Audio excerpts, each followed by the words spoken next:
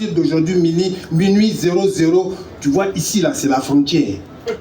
Voilà, là-bas, c'est ton pays, ici, c'est notre pays, donc tu passes pas.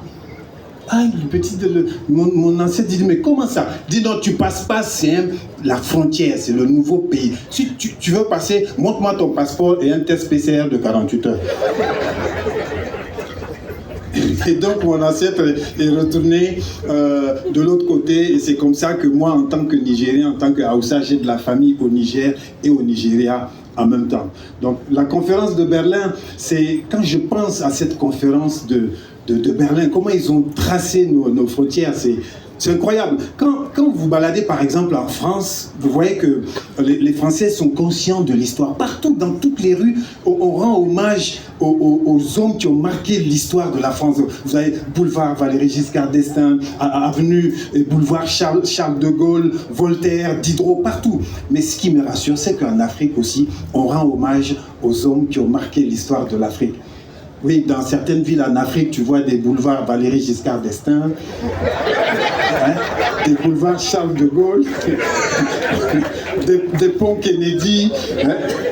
Bon, ne riez pas, c'est une tactique. Oui, comme ça, quand par exemple le boulevard, il y a des trous dedans, on appelle les descendants de Charles de Gaulle, on dit, vous là, votre ancêtre là, son boulevard à qui on a donné son nom, c'est gâté, il faut venir réparer. C'est comme au village, quand tu es l'homme le plus riche du village, tu vois, tu rentres au village, on voit un petit qui vient de naître et on lui donne ton prénom. Comme ça, à chaque fois que tu viens, on dit tonton, tu vois ton nomo là, il va faire la rentrée. Hein? Tu vois tonton, c'est l'anniversaire de ton nomo. C'est comme ça, l'histoire, il faut parler d'histoire. Et quand je vois l'histoire de l'Afrique, comment ils ont décidé de nos frontières là-bas à la conférence de Berlin, alors que nous on n'était pas au courant, les explorateurs, ils venaient, ils descendaient par là. Puis quand ils arrivaient, il y a quelqu'un? Il y a quelqu'un? Bon, bien sûr, nos ancêtres étaient cachés, ils regardaient ces hommes blancs qui viennent comme ça, après des mois et des mois dans un bateau, sans se laver, sans se raser, sans manger. Avec le scorbut, tu n'avais plus de dents. Donc, ils leur disaient, ils pensaient que c'était des drogués, quoi. C'est retour des morts vivants. Donc, nos ancêtres se cachaient. Et eux, ils arrivent, il n'y a personne, il n'y a personne, il n'y a personne, il n'y a personne. Ils plantent son drapeau, voilà, c'est pour lui, c'est chez lui. Et c'est comme ça que nos pays sont devenus leurs chez eux. Et quand ils pensaient à l'Afrique, ils pensaient à un frigo. Tu vois, quand tu ouvres ton frigo, il y a toute la nourriture dedans. Tu vois, tu as le cacao, tu as le café, dans le coffre-fort, tu as l'ivoire, tu as le diamant. Et quand ils arrivent, par exemple, dans un pays, ils voient beaucoup d'éléphants, beaucoup d'ivoire. Ils disent, Côte d'Ivoire, ça va s'appeler Côte d'Ivoire ici. Puis ils voient un peu plus loin, il y a beaucoup d'or. Oh, c'est Gold Coast, Côte d'Or, Ghana. Ah, mais il y a beaucoup de crevettes ici. Camaroès en portugais, le Cameroun. Et c'est comme ça qu'ils ont donné les noms de nos pays. Et les Sénégalais, ils ont eu la chance parce que le Wolof est un peu compliqué, c'est pour ça. Sinon, ils allaient s'appeler République du Tchéboudienne. Donc nos pays, on a tracé les frontières comme ça. Le Togo, ils n'ont fait que passer. Oui, parce que le Togo, on ne fait que passer. C'est facile de passer.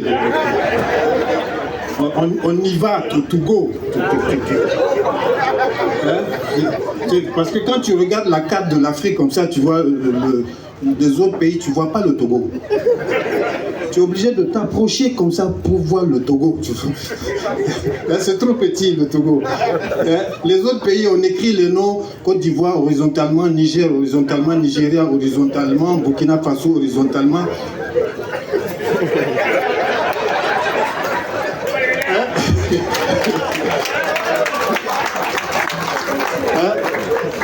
Le Togo, il n'y a pas assez de place. Verticalement comme ça. Tu vois, pour lire le Togo, il faut que tu fasses comme ça. Le Togo. Moi, j'adore le Togo. Hein. Le Togo, quand tu fais ton footing, tu passes directement du Ghana au Bénin sans savoir. Quand tu joues au football, j'avais dit ça à des bailleurs, quand ils jouent au football, tout de suite pour tirer le corner, ton pied droit est au Ghana. l'Afrique. Bon, moi, je suis du Niger, vous le savez. Hein, le Niger, mon beau pays. Hein, premier producteur d'uranium au monde. Hein. Mais bon, c'est pas notre uranium. Hein. C'est l'uranium de la France. Oui, ils nous ont pris comme ça, ils nous ont déposé là. Ils ont dit, bon vous nous gardez notre uranium. Hein. Puis de temps en temps, ils viennent, ils nous poussent un peu, ils prennent, puis ils s'en vont. En fait, nous les Nigériens, on est comme un vigile devant une banque, tu vois. On voit l'argent entrer, l'argent sortir. On n'a pas un plan dans la poche. L'histoire est vraiment très importante. Donc c'est pour ça que je suis très content et je vous remercie de m'avoir invité ici, parce que les jeunes doivent connaître leur histoire. Et c'est à nous, on fait le même métier, un peu comme les conteurs, comme les historiens. Par l'humour, on donne des petites doses de messages et ça passe. Aujourd'hui, on fait une vidéo où on dit n'importe quoi, on fait nos blagues, ça fait des millions et des millions de vues.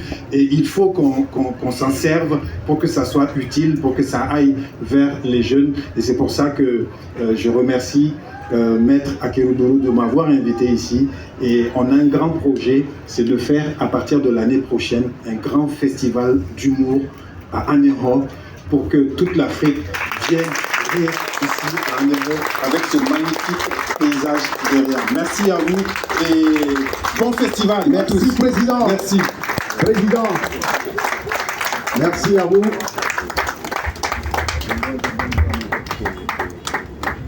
Mais l'applaudissement n'est pas nourri.